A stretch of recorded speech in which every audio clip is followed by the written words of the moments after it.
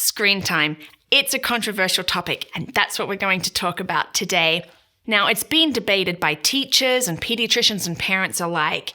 And we have on one extreme, like absolutely 100% no screen time whatsoever for children, to the other end where, children are watching far too much.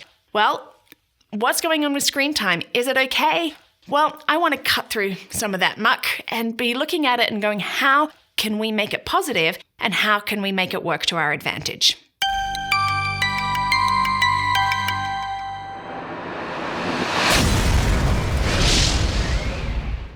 Welcome to Learning Life, as today we look at that controversial topic of screen time. And hey, if you know somebody that likes to get involved in discussions, why not share this video so that we can all talk about what we think and feel about screen time? Well, I use screen time for my girls. Yes, sometimes I use it to really just save my sanity. And have there been times when perhaps really they've watched too much? Yes, again, absolutely. Why? Because to save my sanity, or I've been sick, or things have just happened. Now, I'm not one of these people that are absolutely no screen time. We've had screen time in our family for quite some time, but we use it to our advantage. We use it to make it a positive thing. Today, I want to look at how can we make it work to our advantage. I don't believe that we should be passive as parents and just let our kids watch whatever or play whatever or do whatever. No, we need to be looking at what our kids are watching and what they are playing, and we need to use screen time wisely. We're also in a day and age of technology. Our children do need to know how to use computers, how to use these devices. By not letting them operate computers or smartphones or anything like that, are we in fact limiting them, even from an educational standpoint? Really? I think that we do. Now, I'm not one of these people that is like free reign. Absolutely not.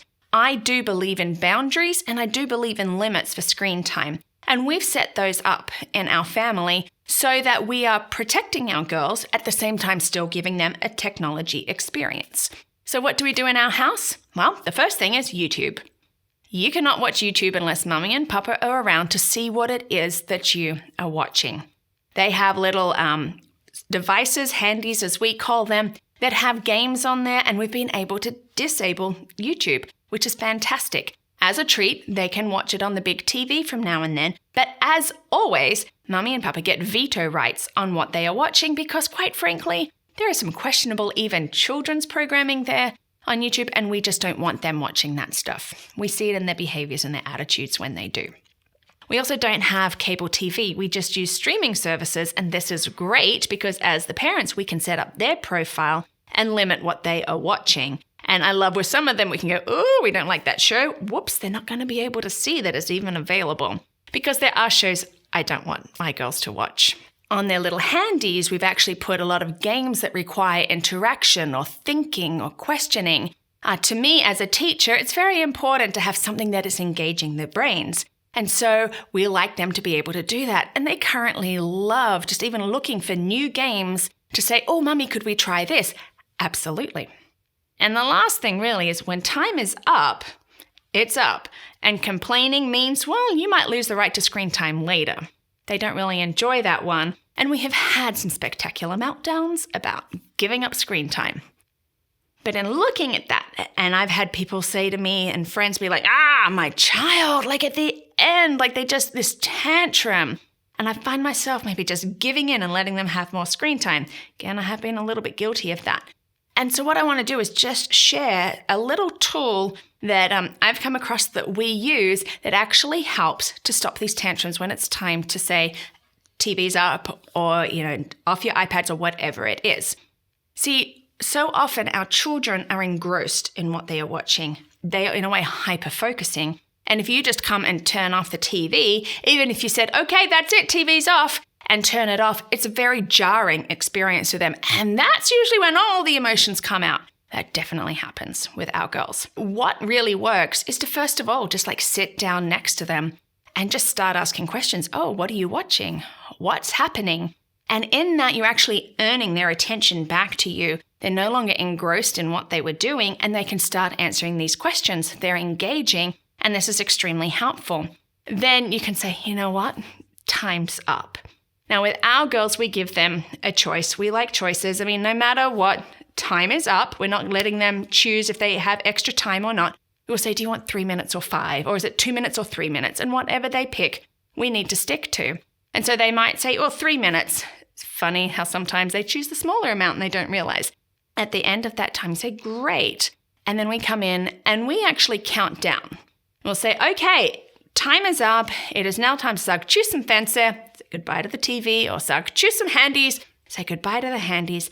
And then we count down. This is great for younger children, again, because they're now engaging with you. 10, 9, 8. And then at the end, we let the girls turn off the TV or they hand us their devices. Because I've found like if we just try to take it, then it's like, oh, it's mine. But when they are actively involved in it, we don't get that meltdown. How can we make screen time positive? How can we make it work to our advantage?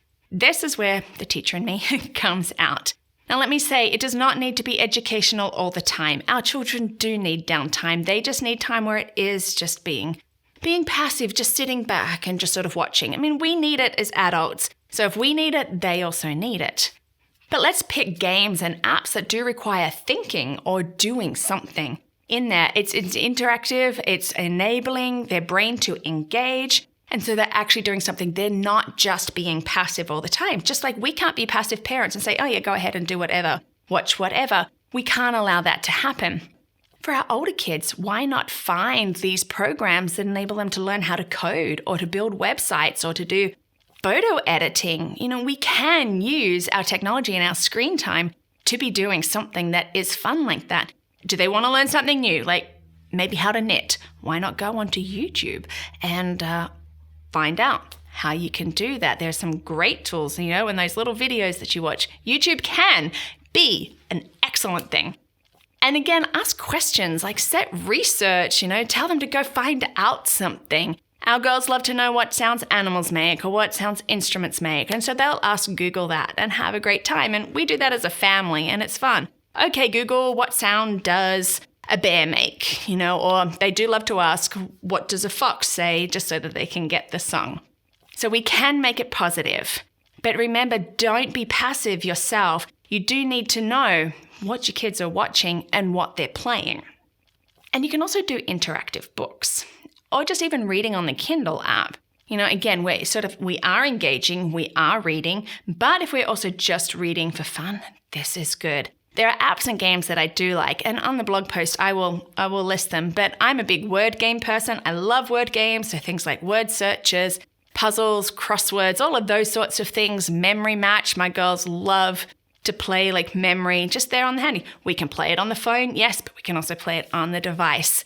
One that they really love is Teach Your Monster to Read by Osborne Books. You create your monster and it goes through all the phonics. They're having a great time with that. And I've realized how much they're actually learning how to read through it.